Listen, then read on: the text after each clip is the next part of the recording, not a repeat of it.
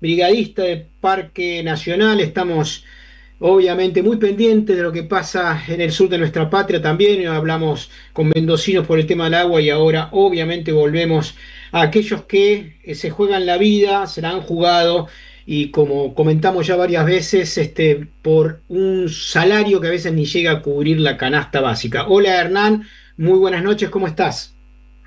¿Qué tal? Buenas noches, ¿cómo estás vos? Y bueno, un saludo a la audiencia también.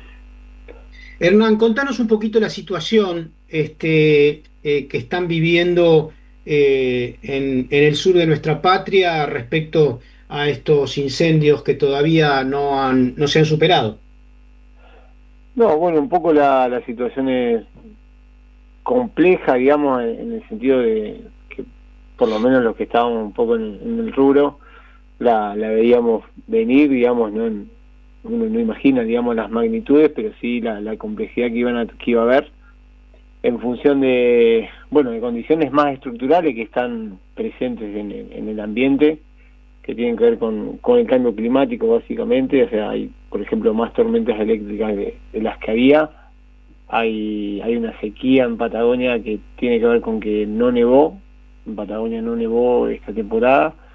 Hay un déficit hídrico también que está en torno al 40%, más días de viento, mayor probabilidad de que existan las temperaturas un poco más altas de las normales y a su vez con menos humedad, que bueno, marcaban un poco la temporada compleja, y que en cuestión de que tiene que ver con incendios, cuando sucede uno generalmente sucede otro. Así que las emergencias son de algún modo multievento y saturan o colapsan rápidamente los sistemas que están preparados para la respuesta, ¿no? Hoy por hoy, en las escalas de los incendios que están dándose, nada, todo va a parecer poco por la inmensidad de todo esto, ¿no? Así que ese es un poco Hernán, el panorama.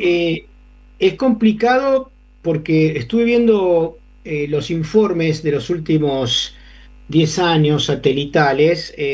Ya sabemos que por esta época va a haber incendios. En los últimos 25 años no dejó de haber incendios en la zona, en la región, y estamos frente a un gobierno que desprecia el cambio climático, que considera que no existe como variable real y por lo tanto, si no existe el cambio climático, ¿para qué prever situaciones?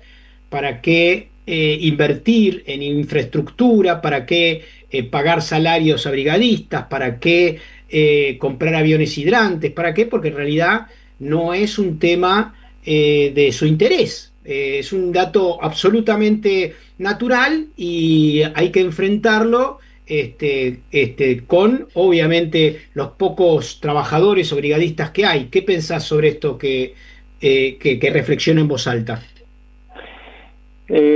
Sí, o sea, lo que yo veo es que tiene que ver con una política sobre los incendios, pero, a ver, yo, ¿cómo decir? Mirá, yo lo que creo es que concretamente la problemática, por ejemplo, que tenemos los brigadistas lleva muchos años, que el primer eslabón que da respuesta a todos esos eventos son los trabajadores, y que por más que traigan al avión más grande, digamos, el tipo o el compañero o la compañera que va a terminar apagando el incendio va a ser un trabajador o una trabajadora que tiene estos sistemas de respuesta.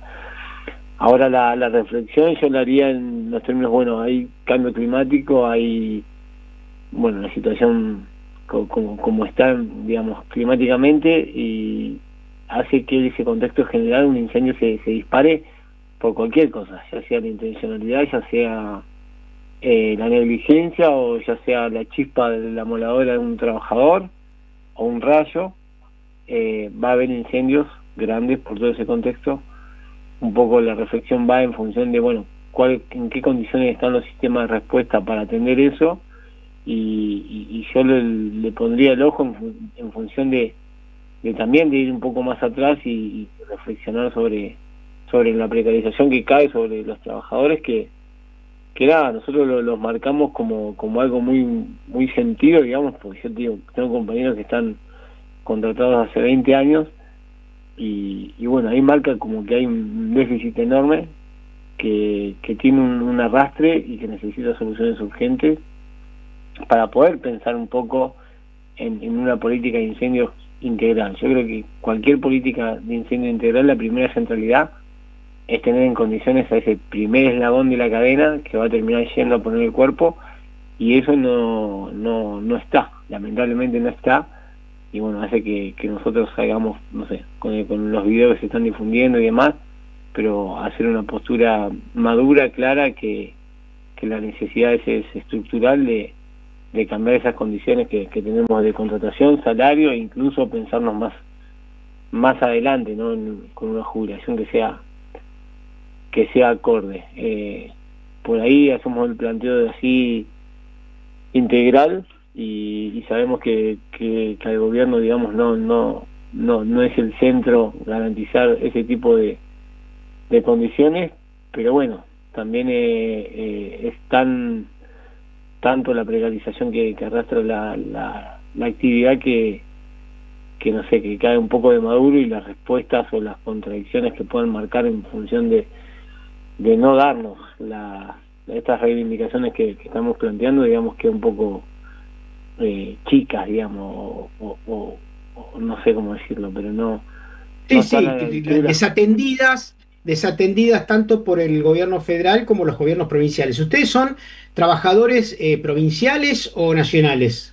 No, nosotros somos trabajadores nacionales, dependemos, la contratación con parques nacionales, bajo el artículo 9, digamos, que tienen todos los varios o muchos o miles de trabajadores del Estado, que bueno, tienen las cláusulas estas que te pueden echar en cualquier momento sin resarcimiento ni nada, que teníamos contrato de 3 meses, pasamos a tener de un año, y bueno, marcan un poco, dan cierta estabilidad o proyección para compañeros que a lo mejor había que alquilar y tener una idea de qué es lo que iba a pasar con nosotros, y hoy aparece ese contrato que de un año, que es volver al estado anterior, pero que sigue siendo totalmente precario y agarrado, digamos, de un hilo, ¿no? Así que es un poco esa es la contratación que tenemos nosotros con el Estado. Por lo que estuve leyendo, muchos de los trabajadores brigadistas tienen varios empleos para poder llegar a fin de mes. ¿Esto es así? Sí, el pluriempleo es como normal en la actividad nuestra, es un poco, en general es así, digamos, y lo que sucede también es que al empezar la temporada la dedicación termina siendo exclusivamente a incendios. Entonces, por ejemplo, las jornadas nuestras comienzan a 6 de la mañana, terminan a 7 de la tarde, y realizar otra tarea, digamos, es físicamente imposible. Entonces ese otro ingreso que estaba para complementar el salario ya deja de estar en temporada de incendios cuando se empiezan a suceder este tipo de eventos. Así que ahí es donde se complejiza más la situación salarial nuestra, en función de que es imposible llegar a fin de mes. ¿Cómo es el tema de la salubridad de los trabajadores brigadistas? Porque obviamente están expuestos a situaciones muy complejas que no es solamente tiene que ver con el fuego, sino con el humo, con los aspectos pulmonares, digamos, es considerado trabajo insalubre en todas partes del mundo. Creo que en la Argentina no es así. ¿Es correcto lo que digo?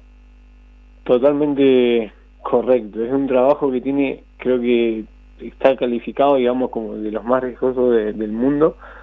Hay informes, digamos, que tienen que ver con cuestiones cancerígenas sobre el humo, sobre los retardantes que se usan en las ropas estas ignífugas, problemas no sé, de ergonomía, tendinitis, golpes, fractura, quemaduras, estrés por calor, cuestiones emocionales, digamos, porque el fuego también tiene sus desafíos a nivel emocional cuando es crítica la situación. O sea, hay un montón de cosas, ninguna es atendida, ninguna, la verdad que ninguna, no, la ley tampoco, digamos, nosotros lo que estábamos buscando en un punto era también una ley de una jubilación acorde, porque un combatiente se tiene que jubilar a los 65 años, y bueno, conociendo cualquiera que conozca el trabajo, este trabajo un poco se da cuenta que eso es imposible.